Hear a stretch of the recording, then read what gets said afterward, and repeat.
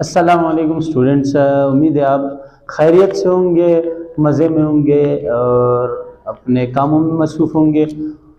Students, हम कर रहे थे क्लास 10 के मैथमेटिक्स एक्सरसाइज 1.1 हमने स्टार्ट किया था। एक्सरसाइज 1.1 को आगे बढ़ाते हुए क्वेश्चन 1 हमने किया था। अगर आपको क्वेश्चन 1 नहीं मिला तो इंशाल्लाह डिस्क्रिप्शन में आपको उसका लिंक दिया जाएगा, आप उसको देख सकते हैं। क्वेश्चन 1 में जो कंसेप्ट है वो भी हमने क्लियर करने की कोशिश की है। फिर भी अगर आपको कोई कंसेप्ट में मसला है, क्वाड्रेटिक इक्वेशन क्या होते हैं, प्योर क्वाड्रेटिक इक्वेशन क्या होते हैं, स्टैंडर्ड क्वाड्रेटिक इक्वेशन क्या होते हैं, वो हमने डिस्कस की है। अगर आपको उसमें कोई मसला है तो बेशक आप कमेंट सेक्शन में पूछ सकते हैं। हम इंशाल्लाह उसके ऊपर आपको दोबारा से कांटेक्ट करने की कोशिश करेंगे या उस पर दोबारा से वीडियो बनाने की कोशिश करेंगे। अभी हम एक्सरसाइज 1.1 के सेकंड क्वेश्चन की तरफ जाएंगे। एक्सरसाइज सब्जेक्ट कौन सा था हमारा? मैथ्स। क्लास कौन सा है हमारा? 10th क्लास की हम मैथमेटिक्स कर रहे हैं। ठीक, एक्सरसाइज हमारे पास था 1.1। क्वेश्चन 2 में क्या कह रहा है? Solve by factorisation. Solve by factorisation. अच्छा जी, पहले हम इस सवाल में डिस्कस करेंगे इसमें कहना क्या चाहते हैं, इस सवाल में करना क्या है। इसके ऊपर डिस्कस करने के बाद हम आगे बढ़ेंगे। ये सवाल हमें क्या कह रहे हैं? सॉल्व का मतलब क्या है? आपके पास कोई भी वेरिएबल होगा x y z p q, variable की वैल्यू को फाइंड करना है, उसे कहेंगे सॉल्व। जब भी लफ्ज सॉल्व आए या इवेल्युएट आए, आपने फौरन से पहचान लेना, अच्छा हमारे पास वेरिएबल कोई गिवन होगा, उसकी वैल्यू फाइंड करना है। अब आपने वेरिएबल की पहचान के लिए आपको पता होगा वेरिएबल किसे कहते हैं मैथमेटिक्स में। वेरिएबल, अगर आपके पास इंग्लिश अल्फ़ाबेट्स एक्स वाई, उमूमन एक्स वाई यूज़ करते हैं, लेकिन जिसकी वैल्यू फाइंड करना हो उसे हम कहेंगे अननोन वैल्यू हो जिसकी, उसे कहेंगे वेरिएबल। ठीक, जिसकी कोई फिक्स वैल्यू ना हो। अच्छा, लफ्ज़ फैक्टराइजेशन का मतलब क्या है? फैक्टराइजेशन का मतलब फैक्टर्स को प्रोडक्ट के फॉर्म में लिखना, किसी भी नंबर्स के। यहाँ पहले हम अलजेब्रिक एक्सप्रेशन में आने से पहले या पॉलिनोमियल्स में आने से पहले हम ज़रा एक नंबर के ज़रिए से देखेंगे इसकी फैक्टराइजेशन क्या है। उसके बाद जब आपके पास कंसेप्ट आएंगे तो इंशाल्लाह हम क्वेश्चन की तरफ बढ़ेंगे। फॉर एग्जांपल, मेरे पास 8 एक नंबर है, कोई भी नंबर हो सकता है। 8 के फैक्टर्स क्या है, यानी 8 किस किस के टेबल में आते हैं? 8 1 की टेबल में आते हैं, 8 2 की टेबल में भी आते हैं, 8 4 की टेबल में भी आते हैं और 8 खुद की टेबल्स में आते हैं। इन नंबर्स को कहेंगे 8 के फैक्टर्स। अब इस 8 के फैक्टर्स को प्रोडक्ट फॉर्म में लिखना, यानी ऐसे प्रोडक्ट में लिखना, किसी भी 2 3 को मल्टीप्लाई करने से क्या है, वही नंबर खुद आए। जैसे 8 कब आते हैं? 1 मल्टीप्लाई 2 मल्टीप्लाई बाई 4 करें, ये फैक्टराइजेशन है। देखो प्रोडक्ट फैक्टर्स था या नहीं था? 1 2 4 फैक्टर्स है, इनको मल्टीप्लाई करने से क्या आता है? 1 2 जा 2 2 4 जा 8 आ गया। ये भी एक फैक्टराइजेशन है। 8 मल्टीप्लाई बाई 1 फैक्टराइजेशन है। फैक्टर्स को प्रोडक्ट के फॉर्म में लिखने को कहेंगे फैक्टराइजेशन। उम्मीद है आपको ये 2 कंसेप्ट समझ में आए होंगे। हम अभी चलते हैं क्वेश्चंस की तरफ। क्वेश्चंस हमें क्या कहता है उसकी तरफ देखेंगे। क्वेश्चन में क्या है? पहला क्वेश्चन है मेरे पास,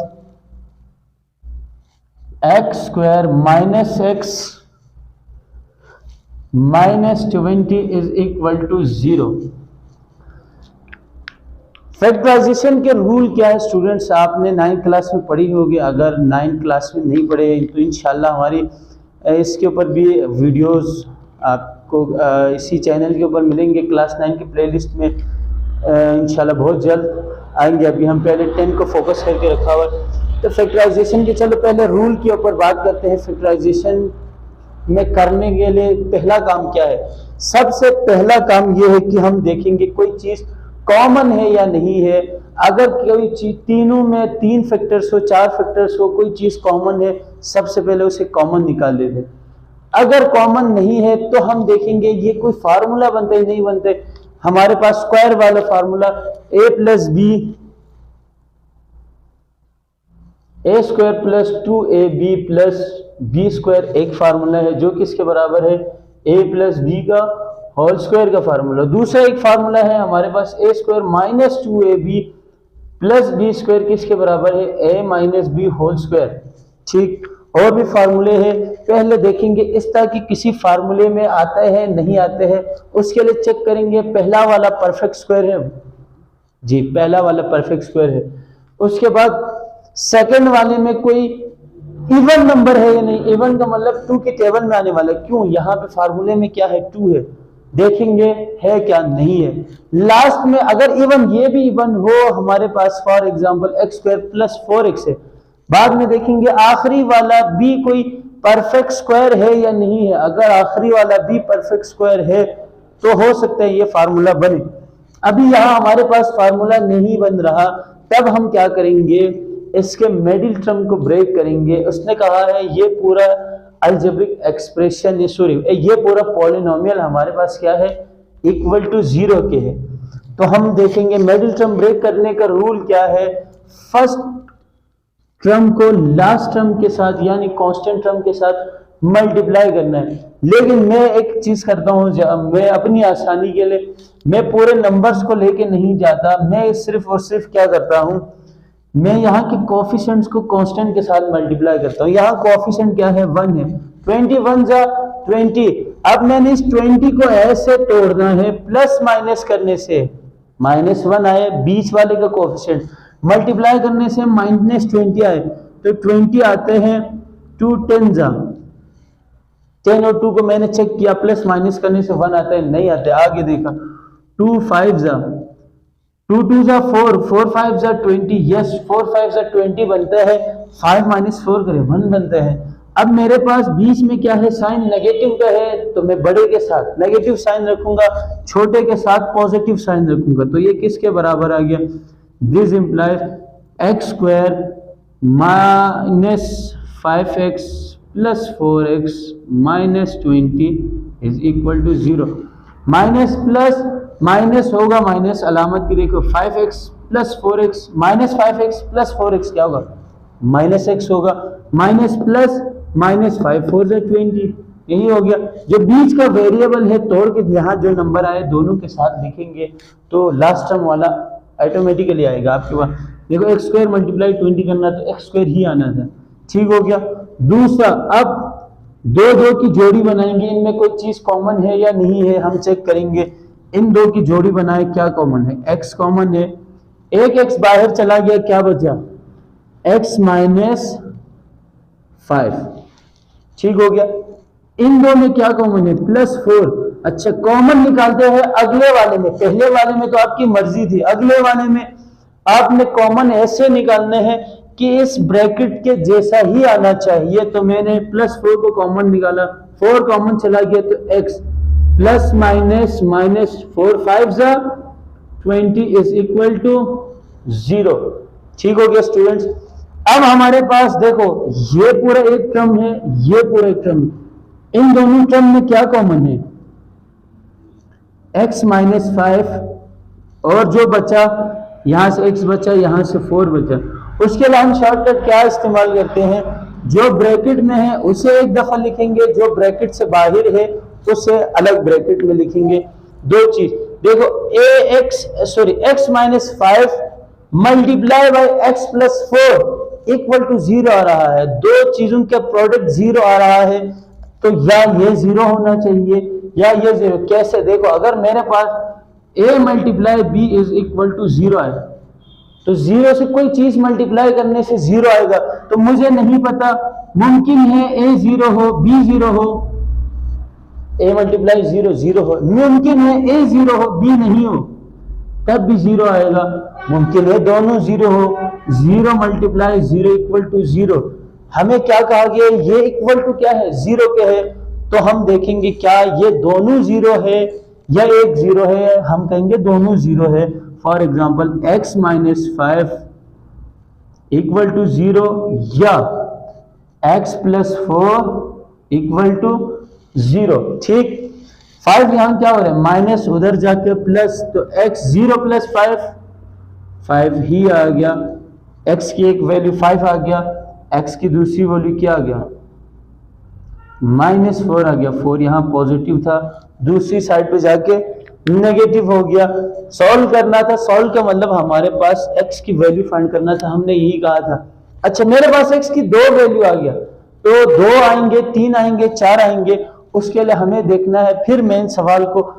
अगर सवाल की डिग्री 2 है 2 आंसर आना चाहिए, डिग्री 3 है 3 आंसर आना चाहिए, डिग्री 4 है 4 आंसर, एंड सो ऑन। जितनी डिग्री होगी उतने ही आंसर मिलना चाहिए। मेरे पास डिग्री क्या था, पॉलिनोमियल्स की डिग्री 2 थी, तो मेरे पास 2 आंसर आ गया। ठीक हो गया स्टूडेंट्स, नेक्स्ट क्वेश्चन की तरफ बढ़ेंगे इंशाल्लाह। उम्मीद है आपको ये क्वेश्चन क्लियर हो गया होगा। दूसरे क्वेश्चन की तरफ बढ़ते हैं। बार बार डस्टर के झंझट से बचने के लिए मैं अपने हाथ में यूज करता हूँ ग्लव्स, ताकि मुझे फिर मेरा हाथ भी गंदा ना हो और किसी डस्टर के झंझट से भी मैं बच जाऊं। दूसरा क्वेश्चन क्या है मेरे पास, secondly 3y² is equal to y into Y minus 5। ठीक, ये मेरे पास क्वेश्चन है। अब मुझे इसको सॉल्व करने हैं। सॉल्व करने के लिए फिर पहला काम है स्टैंडर्ड फॉर्म में लेके आने हैं मुझे। स्टैंडर्ड फॉर्म में लेके आएंगे, कोशिश करेंगे। अभी ये स्टैंडर्ड फॉर्म में नहीं है, तो मैं स्टैंडर्ड फॉर्म में लेके आने के लिए अगर बीच में कोई ऑपरेशन इस्तेमाल हो रहा है तो उन ऑपरेशंस के साथ में थोड़ा सा खेलने की कोशिश करूंगा। सॉल्यूशन में मैं सॉल्यूशन में कोशिश करूंगा इसी सवाल से ही है, क्योंकि अच्छा है सॉल्यूशन में क्वेश्चन को एक बार फिर लिखे। तो 3y² is equal to y multiply by y² minus y multiply by 5y। ठीक हो गया। अच्छा जी, ये पूरा यहाँ पॉजिटिव है, इस साइड आके नेगेटिव हो गया। 3y² माइनस y², 5x यहाँ क्या है पॉजिटिव, नेगेटिव है, इस साइड आ गया positive, plus 5y is equal to 0। ठीक हो गया। 3y² माइनस y² क्या होगा 2y² plus 5y is equal to 0। अच्छा जी, इससे पहले वाले सवाल में आपने देखा कि इसमें 3 टर्म्स थे, यहाँ हमारे पास 2 टर्म्स है। फैक्टराइजेशन के रूल तो वैसे के वैसे ही है। सबसे पहले हमें देखना है कि ये कोई चीज कॉमन है या नहीं है। कोई चीज कॉमन है इनमें, यस कॉमन है। क्या कॉमन है इन दोनों में, y कॉमन है। तो क्या आ गया मेरे पास 2y plus 5 is equal to 0। अब दो चीज प्रोडक्ट की फॉर्म में है, y multiply 2y plus 5 equal to 0। तो मेरे पास आना चाहिए y इक्वल टू 0 या 2y plus 5 equal to 0। y की एक वैल्यू तो आ गया इक्वल टू 0 है, दूसरी वैल्यू के लिए मैं देखूंगा 2y is equals to minus 5। 2 यहाँ क्या हो रहा है मल्टीप्लाई, दूसरी साइड जाके divide, y is equal to minus 5 divide by 2। मेरे पास y की दूसरी वैल्यू आ गई। ठीक हो गया। ये तो बहुत आसान और मुख्तसर क्वेश्चन था। नेक्स्ट क्वेश्चन की तरफ हम बढ़ेंगे, क्वेश्चन नंबर पार्ट 3 की तरफ। अच्छा जनाब, क्वेश्चन नंबर 3 पार्ट 3 इजी है, आप लोग खुद देख लीजिएगा। पार्ट 4 भी उसी मेथड से है, वो भी इजी है। मैं पार्ट 5 जरा देखूंगा क्योंकि वो जरा डिफरेंट है। डिफरेंट पार्ट्स को हम करेंगे। x plus 1 divide by x is equal to plus x divide by x plus 1 is equal to 25/12। ठीक हो गया स्टूडेंट। हमारे पास फ्रैक्शंस है और फ्रैक्शंस किस में है, एडिशन में है। तो पहले फ्रैक्शन के एडिशन करने के लिए हमारे पास क्या तरीका था कि हम एलसीएम देखते हैं। दो डिफरेंट चीज है, तो एलसीएम क्या आएगा हमारे पास मल्टीप्लाई हो क्या आएगा x इंटू एक्स प्लस 1। जब दो चीज मल्टीप्लाई हो गया हमारे पास एलसीएम है, तो हम क्या करेंगे इसको क्रॉस मल्टीप्लाई। ठीक, x plus 1 multiply x plus 1 का square plus x multiply x square is equal to 25/12। ठीक हो गया। x प्लस 1 का होल स्क्वायर का फार्मूला क्या है? x square plus 2x plus 1 का स्क्वायर 1। ठीक, 2 1 जा 2, a square plus 2ab plus b square plus x square divide by x multiply x square plus x1 जा x इज इक्वल टू 25/12। ठीक हो गया student. x square plus x square क्या होगा मेरे पास? x square plus x square 2x square plus 2x plus 1 divide by x square plus x is equal to 25/12। ठीक हो गया। अच्छा जी, अब मेरे पास यहां से और कुछ मैं नहीं कर सकता, तो मैं 12 को यहां मल्टीप्लाई करूंगा, यानी फिर क्रॉस मल्टीप्लीकेशन। 12 यहां के मल्टीप्लाई हो गया 2x square plus 2x plus 1 is equal to, ये पूरा यहां डिवाइड हो रहा है 25 के साथ मल्टीप्लाई होंगे x स्क्वायर प्लस x। ठीक हो गया।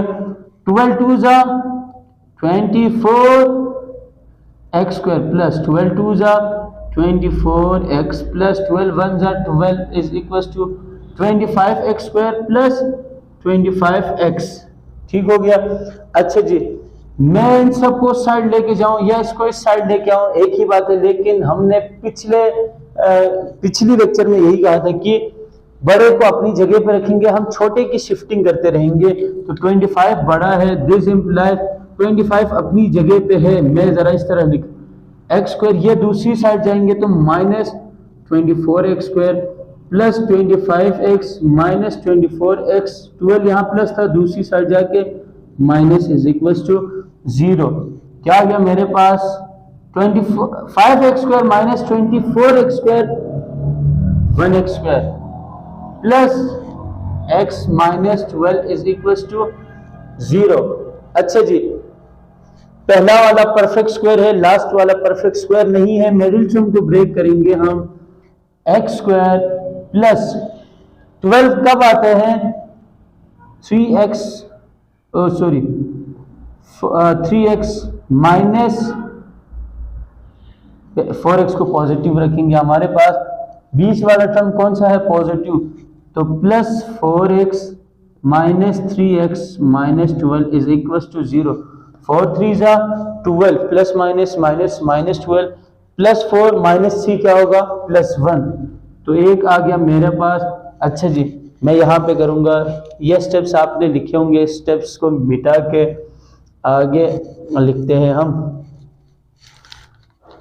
इन दोनों में क्या कॉमन है? मेरे पास x कॉमन है तो x प्लस 4 आ गया। इन दोनों में क्या कॉमन है? माइनस 3 को कॉमन निकालेंगे। क्यों निकालेंगे? पहले सवाल में हमने कहा अगला ब्रैकेट्स मेरे पास सेम आना चाहिए, तो 3 को कॉमन निकाला तो x आ गया माइनस माइनस प्लस 3 4 जा 12 is equal to 0। This implies x minus 3 एक दफा आ गया, x plus 4 is equal to 0। अब मेरे पास दो नंबर्स प्रोडक्ट में 0 है, तो x माइनस 3 इक्वल टू 0 होना चाहिए या x plus 4 is equal to 0 होना चाहिए। 3 यहाँ क्या हो रहा है? माइनस, दूसरी साइड जाके प्लस x इक्वल टू 3 या x इक्वल टू प्लस 4, दूसरी साइड जाके माइनस 4। ठीक है स्टूडेंट्स, ये हमारे पास सवालात हो गए। उम्मीद है आपको समझ में आए होंगे। एक क्वेश्चन रहता है हमारे पास, वो क्वेश्चन आपने खुद करना है। अगर आपको कोई भी कंफ्यूजन हो, आप कमेंट सेक्शन में मुझे बता सकते हैं। मैं इंशाल्लाह उस क्वेश्चन के भी आपको वीडियो बना के उसको कमेंट सेक्शन में आपके उसी कमेंट के रिप्लाई में उसकी लिंक दे दूंगा। आप लाजमी उसको देख लीजिएगा। वीडियो को शेयर करना ना भूलिएगा अपने दोस्तों के साथ। Thank you so much. Allah.